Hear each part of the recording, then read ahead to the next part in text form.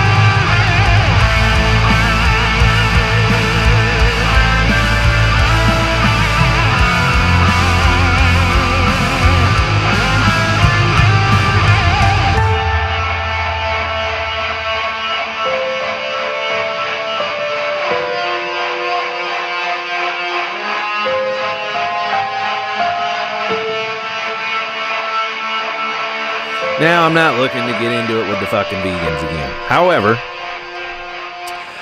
one of the building blocks of I've been doing research on serotonin and dopamine and the roller coaster that, as many of you know, I describe regularly that I'm on, where I'll get really depressed and then I'll get really manic and so on and so forth. I want to get off that fucking roller coaster, and I'm starting to understand how the fuck to do that.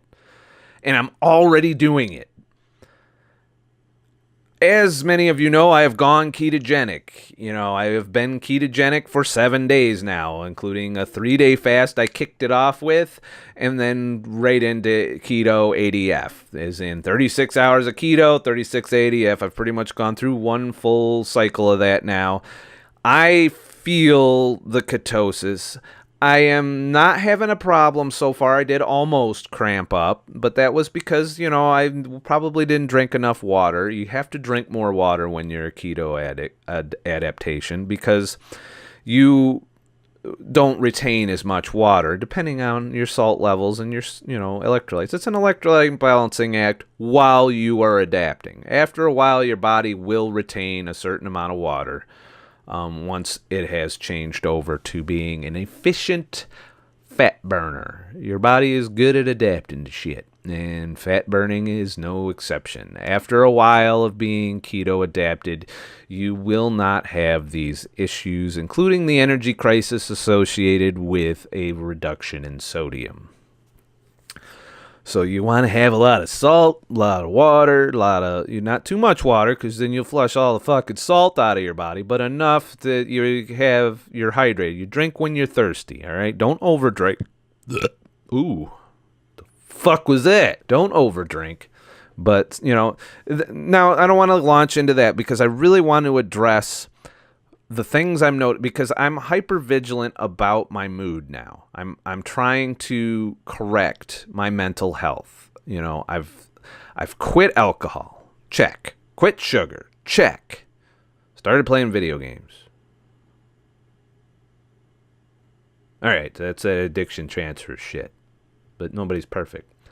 But I'm noticing things that, despite doing that, are interesting.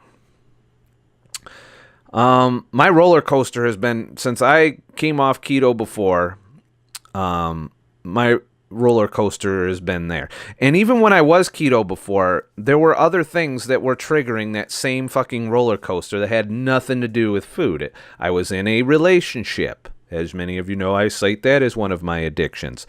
So when I was keto before, I was still on the dopamine, serotonin roller coaster. All right?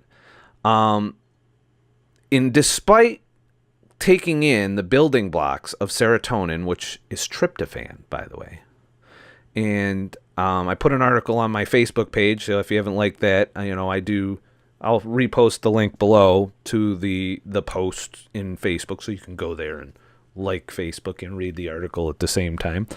But A lot of my research, Dr. Lustig's book, which I got a book review to do on, all cite tryptophan as the building blocks of serotonin. Now, serotonin has more than one use in the body, but it is a neurotransmitter. It is what calms us the fuck down. It is where our happiness lies, not our pleasure.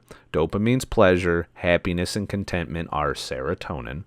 And ideally, you want a nice level. There's a bell curve for both, and on either end of those bell curves is bad shit mentally. Bad mental health is on both sides of those. So ultimately, you want a balance. But what I'm finding in my research it isn't all Zen meditation and getting rid of certain addictive things that trigger the dopamine and kill. Turns out there's some building blocks that you need to make serotonin that you can only get in your diet, tryptophan being one of them. Tryptophan's in like eggs, poultry, turkey, obviously. Everyone knows tryptophan's in turkey, but all these other sources you never really thought of much. I even believe there's some plants that have it. Bananas, I think, have it. So you can get it in multiple places. The other place you get it, not necessarily from the food, but your gut bacteria will shit out some tryptophan. It'll eat some bad shit and shit out the good shit, and then you use the good shit. And there's different things that can fuck up what that tryptophan is used for, and basically steal your ability to make serotonin. Because just because you eat tryptophan doesn't means it makes it to your brain, because the same amino acid is used in other processes in the body. So if you have a lot of bad things going on, like blood sugar issues, inflammation, leaky gut, there's a whole lot of things that keep that building block from being used to make serotonin for your brain.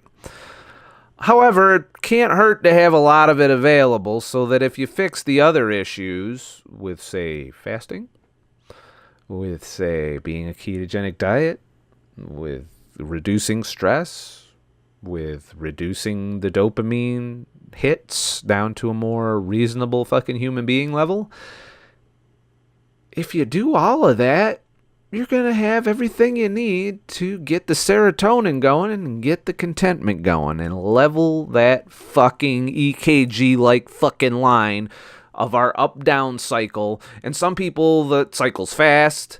Some people, that cycle is slow as fuck. Or some people are just fucked and they're always in the bottom. They don't even get the up. That means they're really fucked up with their diet, with their stress levels, with their hormones being so far out of whack. And that is an area I used to be at when I was a sugar-eating motherfucker all the time, and I didn't fast, and I didn't, take care of myself. I was depressed a hell of a lot more than I was up and manic and jittery and, happy. Or pleasured, I should say. So now that I know what I need to be eating to at least have the building blocks to put the Legos in to build the motherfucking little Lego castle, and obviously I have to do the other things too. The addictions I have to keep away. I have to manage the dopamine, as in not have it go too low, because you need dopamine to survive.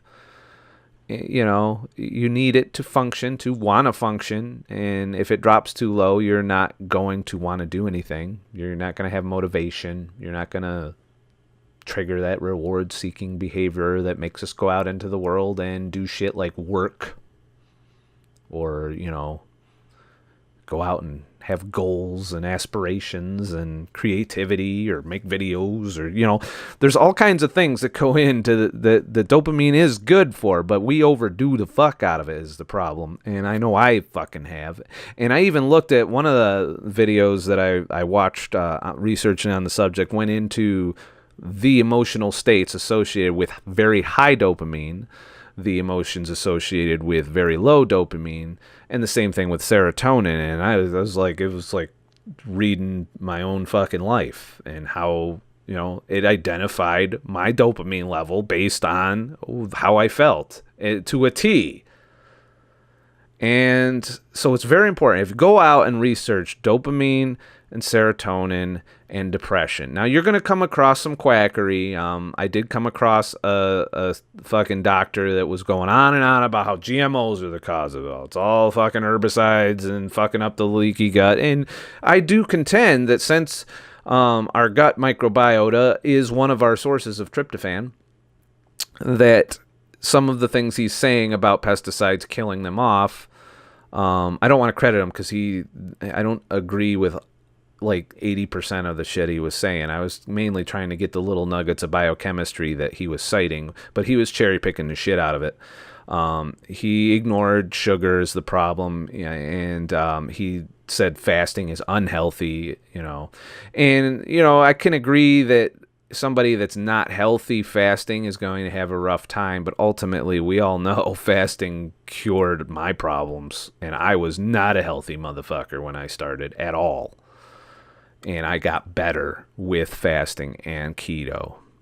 So he's way off on that, but and I'm not even going to mention his name because I don't like it when people authoritatively, doctors, and he's a chiropractor, not a endocrinologist or biochemist, or he just likes to do research on basically confirming his own biases. And it was, a lot of his lectures were GMO based, which, yeah, GMOs, they're a thing, but they're not the thing. Sugar is the thing, without a doubt. You can have all GMOs all fucking day, but if you got rid of sugar, your health's going to fucking way improve. Your depression levels are going to way improve. So we get to my initial impressions of keto, intermittent fasting, quitting drinking, quitting sugar, quitting relationships. Oh, my bad. All combined together, what did that do to my motherfucking noggin? So I've noticed I still do stress occasionally. Something will get on my nerves. I still get a little, angry. I'm still struggling with that level of dopamine that keeps me from getting, stressed and, anxious or aggressive. There's an aggressiveness in there when your dopamine drops too low and you don't have enough serotonin going on. So I'm still experimenting with the levels of balance. But what I have immediately noticed in the first 7 days, of doing this, my mood has shifted. And I went out to see if this has happened to other people, and I found multiple anecdotal videos. That's people getting on there and saying, I did this and this happened to me. And I can find many instances of people going on a ketogenic diet and curing their anxiety and curing their depression. There's something to it, because instead of the roller coaster before I started doing this again, of being like this, and this was with fasting in there, and fasting is a stressor. Fasting raises your cortisol. Fasting does not help you be content. Some would argue it might even have a dopamine response to fasting because of how good we feel while we're fasting. And anybody who's fasted knows what the fuck I'm talking about. But instead of being this, I am more like this. It's kind of wavering a little bit, a little down, but nothing soul crushing, a little up, but nothing setting the world on fire. Now, I miss the peaks, obviously. We're all going to miss the best of times. But is there something to be said about contentment when you're not peaking and valleying as much, when you're just kind of in the middle? Yeah, you get a little lows and a little highs. There's other factors, environment, things, life events, that kind of stuff that can drop you into the sad level, but in a more healthy way, not a biochemistry-driven way. So I'm noticing I have leveled out more. I am not stressed, even though I have a lot going on right now. I'm really trying hard for the channel. But I'm not stressing about it. I'm like, okay, if I don't get to this, I don't get to it. And I do tend to overload myself with shit to do. And today I'm pumping out videos like a madman. And you guys are going to be consuming them over the next week and a half. But that's kind of where I'm at. It's leveled me out. So it's too soon to conclude that this change has, for me, because this is an experiment of one, had moved the needle on the contentment serotonin, because I've done a whole lot of different things to try and make this, so it's hard to nail it down to one variable that made my peaks and valleys become more leveled, more smoothed out. And I know from experience and from anecdotal evidence that a ketogenic diet just improves that over the course of the 6-week adaptation. But at the same time, you can get in this place where you're just kind of numb, where it's kind of, you never get super happy, but you never get super miserable either. And some people get bored with that, to be honest with you, and I understand that. But for me, I'm trying to really find the sweet spot in myself by experimenting with the lifestyle, diet, addiction, and all these other factors involved in between pleasure and contentment. So that's where I'm at. That's what I'm doing. Little short, little nugget of a video, 15 minutes. You guys are whining sometimes about how long my videos are. Well, here's a nice fucking short one for you. Ketogenic diet will have effects on your mood. That is not in dispute. How much of an effect is going to depend on your diet, on your environment, on your stress level, on how you feel, how addicted you are to that dopamine cycle. And the more you wean down these addictions, and I guarantee you can get off of sugar easily. You'll still miss it because you'll still remember all the good memories of when you had sugar, but you won't be craving it, so to speak. You'll be like, oh, that looks really good. I wish I could have that cookie. But you won't be like, I'm going to get a fucking cookie soon. I'm going to kill somebody if I don't get a fucking cookie. I'm going to punch somebody in the eye. You motherfucker, I'm going to punch you and take your motherfucking cookie. There won't be much of that going on when you're fully adapted to being a fat burner. Why? Because your brain's happy with ketones. Once your brain says, ooh, look at this energy. Holy shit, I wasn't doing that glucose shit. Fuck that glucose. I got this. You still use a little bit of glucose, but your body makes what you need, and that's it. You're not gonna be filled bulging muscles because you're gonna be glycogen depleted throughout the course of this diet. You do build up a little more glycogen the longer you're adapted. That's where your electrolytes start to normalize and you retain a little more water. You'll notice a slight, plateau or, maybe even a little bit of a weight gain on keto as you've gone through the adaptation and everything levels out, including your mental health. Try it. You don't fucking believe me?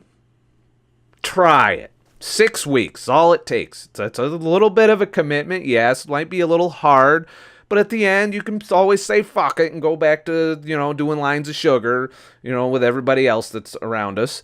But if you just try it for 6 weeks, keep an eye on your health metrics. Keep an eye on your weight, especially if you got some weight to lose.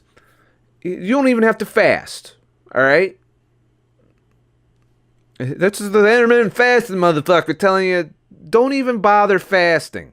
Just switch to keto and see what happens. Now, combining keto and fasting is powerful. But I'm not telling you to do that. I'm telling you to try out the ketogenic diet for 6 weeks. It's going to suck in the beginning. You're not going to like it. In the beginning, you're 2 or 3 days in, you're going to be like, fuck, I want some cookies. Or, God damn it, I missed my soda. But just try it for a little bit. 6 weeks. Give it 6 weeks if you haven't already. A lot of my viewers have and swear by it. But if you're one of those on the fence motherfuckers, what does it hurt to try it? You're not going to fuck yourself up in 6 weeks. And the information is out there. You can go on the internet, find out what kind of foods to eat, how much of it to eat. You can get MyFitnessPal, which I never use anymore, but if you need that to track your macros, nothing else, don't worry about the calories and shit. You're not counting calories. You're eating when you're hungry. You're not eating when you're not hungry. You're not eating for pleasure necessarily, though there are some pleasurable ketogenic safe foods. they're not going to help you as much as maybe satisfy that little bit of dopamine you're looking for. So try it. Just give it a 6-week trial before you talk shit on it. Even vegans maybe I think should experiment, even though it goes against their moral values. There is a vegan version of the ketogenic diet, but I argue it's fucking 10 times harder than the regular ketogenic diet, because you're eliminating a lot of really awesome foods that taste good, make you feel good, and have a lot of tryptophan in it, those essential amino acids the body doesn't make, and and then our gut gets fucked up by the pesticides and GMOs and shit, and it doesn't make it either, and then you end up depressed all the fucking time. Whatever. It depends on what works for you. So if you're unsure of something, the only way you're ever going to know for sure if it fucking helps you, if it fucking works for you, is to give it a good, honest try for a decent amount of time, because a lot of things require adaptation, require a period of adjustment. Your brain doesn't turn on a dime. It needs adjustment periods. The same thing when you're ketogenic for a long time and you go back to carbs. You're going to go through the same goddamn adjustment period. That's how it works. But remember, I'm not a fucking expert. I'm just a motherfucking asshole. Please like and subscribe for more motherfucking videos, and I'll make more motherfucking videos. Also, you can support the channel by going to patreon.com/ScottTheTruckDriver. Link down below, along with some other links to shit, including the music that you hear, and you'll see some credits at the end of people that have supported this channel and are continuing to do so and helping grow this into a big community of people. And maybe if we get big enough, we can change some shit in our hostile fucking sugar-filled food environment and our consumption-based fucking maximalist fucking, you gotta own the biggest, best fucking thing, and then you gotta work 80 hours a week to pay for it all society. Maybe if we can make a little dent, at least in our own lives, and share that knowledge amongst people who are looking to change, because no one's going to change unless they want to. That is how we move the needle, and we stop letting corporations and governments tell us to do this unhealthy shit to further the economy, to make more motherfucking money. See, I just completely went off the rails there. Have a nice motherfucking day and shit.